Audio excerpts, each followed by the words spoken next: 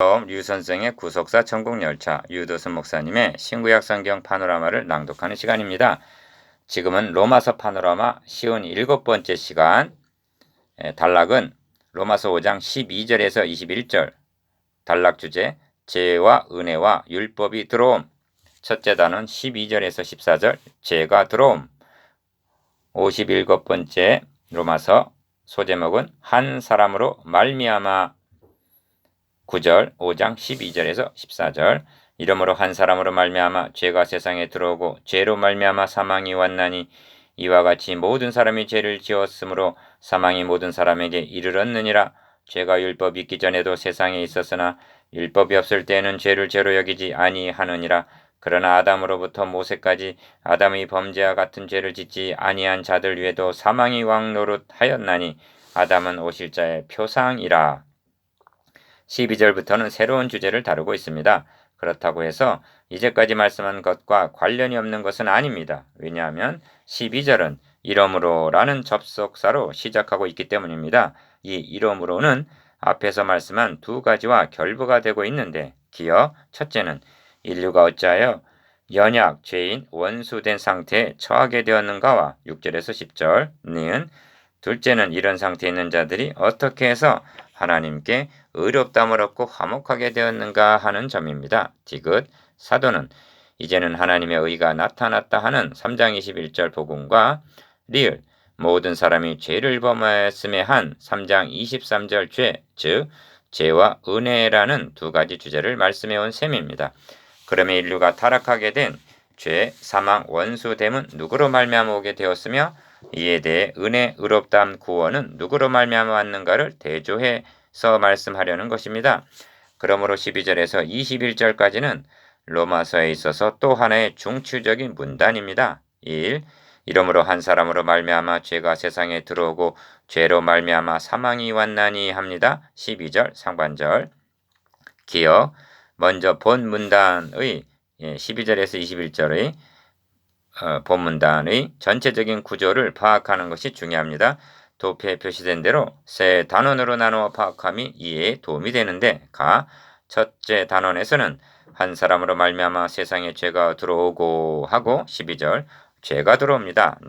둘째 단원에서는 더욱 하나님의 은혜와 예수 그리스도의 은혜로 말미암아 하고 15절 은혜가 들어옵니다. 세상에 침투한 죄를 하나님은 은혜로 막아주셨다는 말씀입니다. 그런데 셋째 단원에서는 율법이 가입한 것은 하고 20절 율법이 들어옵니다. 왜냐하면 율법이 없으면 죄를 깨닫지를 못하기 때문이요. 죄를 모르게 되면 결국 하나님께서 베풀어 주신 은혜도 모르게 되기 때문입니다. 이것이 12절에서 21절까지의 전체적인 구조입니다. 이 점에서 중요한 요점은 죄가 들어오고 하고 12절 상반절 죄를 의인화하고 있다는 점입니다. 기억 그러므로 본 문단에서 말하는 죄는 권세를 가진 자 사탄을 21절 염두에 두고 하는 말씀이라는 점을 유념해야만 합니다. 그러므로 제가 이때 처음으로 존재하게 된 것이 아니라 존재했던 죄라는 세력이 침입을 했다는 말입니다. 다시 말하면 틈을 엿보고 있는 강도 같은 죄에게 아담이 문을 열어주므로 침입하게 되었다는 것입니다.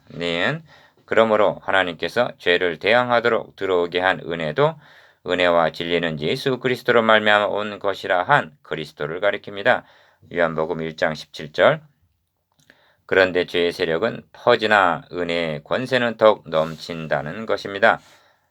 이런 맥락에서 12절에서 21절까지 안에는 한 사람, 동의어 포함, 한 사람이라는 말이 무려 12번이나 나오고 있습니다.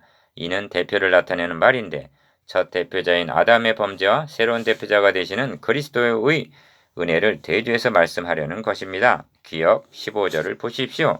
한 사람의 범죄와 한 사람 예수 그리스도의 은혜가 대조되어 있습니다. 여기에서 한 사람 또 다른 한 사람이라고 표현하고 있는 사도의 의정을 분명히 확인할 수가 있습니다. 그냥 예수 그리스도라 하지 않고 한 사람 예수 그리스도라고 말씀하는 의도가 어디에 있겠습니까? 니은 인류의 조상이었던 한 사람, 우리의 최초의 대표자였던 그 한 사람으로 말미암아 죄가 세상에 들어오고 죄로 말미암아 사망이 온 것 같이 또 한 사람으로 오신 예수 그리스도께서 새로운 대표자가 되셔서 우리의 죄를 대속해 주심으로 거듭난 사람들의 새로운 조상이 되셨다는 점을 깨닫게 하려는 것입니다. 4. 14절 끝에는 아담은 오실자의 표상이라는 말이 있는데 표상이란 모형이라는 뜻입니다. 오실자란 메시아 그리스도를 가리킵니다. 아담과 그리스도는 극과 극의 대조를 이루고 있는데 어떻게 모형이 된다는 말씀인가? 기어 그것은 대표성에서 모형이 된다는 것입니다. 아담은 첫 창조에 있어서 최초의 대표자가 되었고 그리스도는 재창조에 있어서 새로운 대표자가 되셨다는 말씀입니다. 그러므로 모든 사람은 알든 모르든 인정을 하든 안 하든 간에 두 대표자 중 어느 한 진영에 소속이 되어 있다는 점입니다. 5. 그러므로 다음으로 중요한 것은 원인을 나타내는 말미암아라는 말입니다. 왜냐하면 본문에는 두 방면의 말미암아가 있기 때문입니다. 12절, 15절 기어 아담으로 말미암아 죄의 진영에 연결이 되어 있든지 예수 그리스도로 말미암아 은혜의 진영에 연결이 되어 있든지 둘 중에 하나라는 것입니다. 우리는 이미 3장 24절에서 모든 복음이 그리스도 예수 안에 있는 구속으로 말미암아에 연결되어 있음을 강조한 바 있습니다. 니은 먼저 5장 1절에서 11절까지의 말미암아를 살펴보겠습니다. 가 우리 주 예수 그리스도로 말미암아 1절 하나님과 화평을 누리게 되었다고 말씀하고 나 그로 말미암아 믿음에 서 있는 은혜에 들어감을 얻었다 말씀하고 2절 다 그로 말미암아 진노에서 구원을 얻게 되었다 말씀하고 9절 라 그 아들의 죽으심으로 말미암아 하나님으로 더불어 화목되었다 말씀하고 10절 마 우리 주 예수 그리스도로 말미암아 하나님 안에서 즐거워하느니라 하고 말씀합니다. 11절 디귿 이상 모든 말미암아가 누구와 결부되어 있는지 주목해 보셨습니까?